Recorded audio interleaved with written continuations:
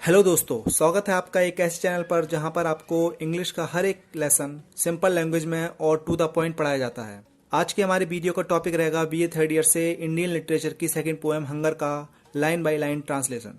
जयंता महापात्रा ने इसे कंपोज किया है।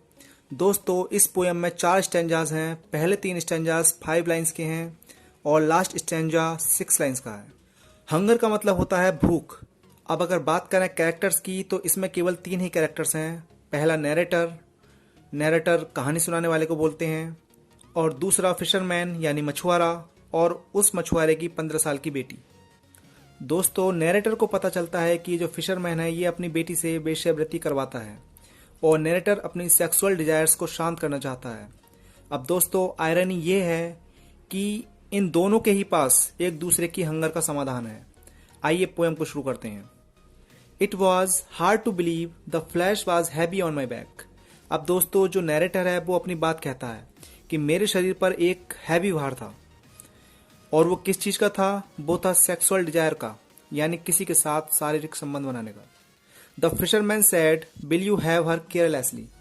अब मछुआरा कहता है कि विल यू हैव हर मतलब क्या तुम उसके साथ शारीरिक संबंध बनाओगे? दोस्तों, यहाँ पर मछुआरा अपनी ही बेटी की बात कर रहा है, केयरलेसली, और ये बात कहते हुए उसे बिल्कुल भी झिझक नहीं है। Trailing his nets and his nerves, और उसने ये जो बात कही थी ये उसने अपनी नेट को यानी मछली पकड़ने वाले जाल को खींचते हुए कही थी, और बिल्कुल भी ऐसा नहीं लग रहा था कि मानो वो अपनी ही बेटी की बात कर रहा है। एज दो हिज वर्ड्स सेंसिटिफाइड द पर्पस, मानो कि उसकी कही गई बात कहीं ना कहीं उसके पर्पस को पूरा करती थी। With which he faced himself, और ऐसी गंदी बात कहते हुए भी वो अपने आप का सामना कर रहा था। I saw his white bone thrash his eyes, मैंने देखा कि उसके दांत दिखाई दे रहे थे और उसकी धसी हुई आंखें दिखाई दे रही थी। I followed him across the sprawling sands, और उस रेत के इलाके में मैंने उसका पीछा किया।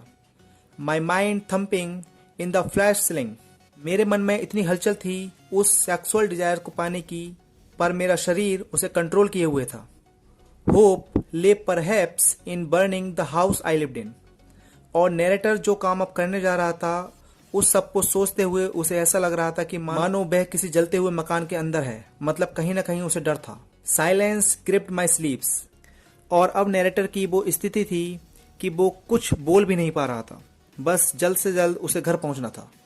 His body cloth at the froth his old nets had only dragged up from the seas. His body cloth मतलब पंजा मारना, यानी चंगुल में फंसाना। उस मछुआरे के बच्चे ने मुझे इस तरह फंसा लिया था मानो जिस तरह वो मछलियों को अपने जाल में फंसाता था।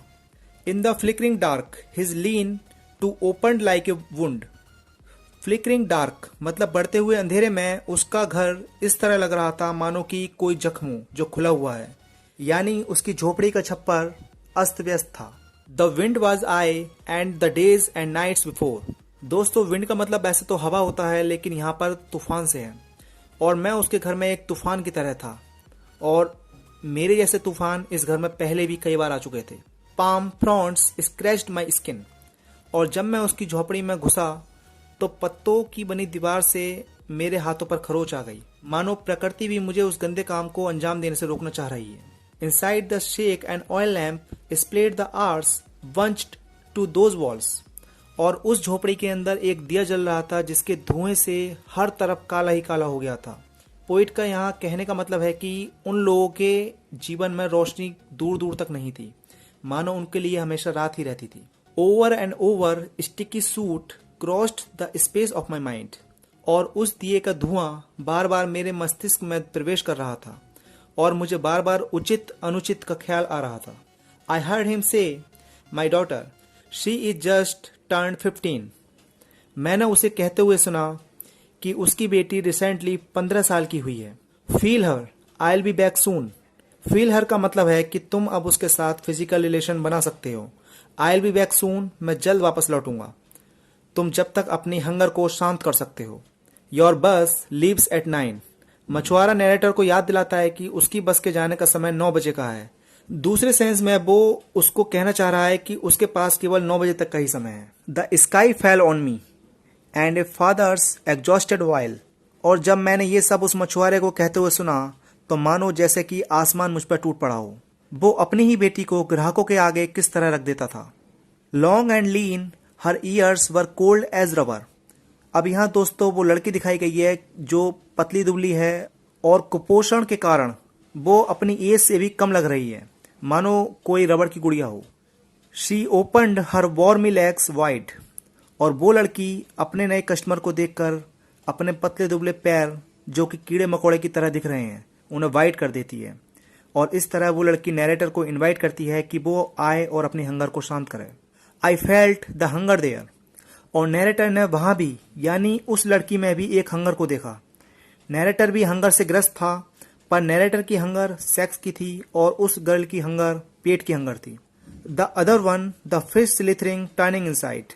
और दूसरी बात यह थी कि ये जो मछली पकड़ने का व्यवसाय था वो उनके हाथ से निकल चुका था, अब वो बेरोजगार थे। इस वजह से भी टर्निंग इनसाइड वो वेश्यावृत्ति के पेशे में आ गए थे। यहाँ दोस्तों इस पोएम का एंड होता है। इसी के साथ मैं भी आपसे विदा लेता हूँ। Thanks for watching till the end. English से जुड़े सभी नोट्स को पाने के लिए हमसे जुड़े रहें। Thank you. जय हिंद।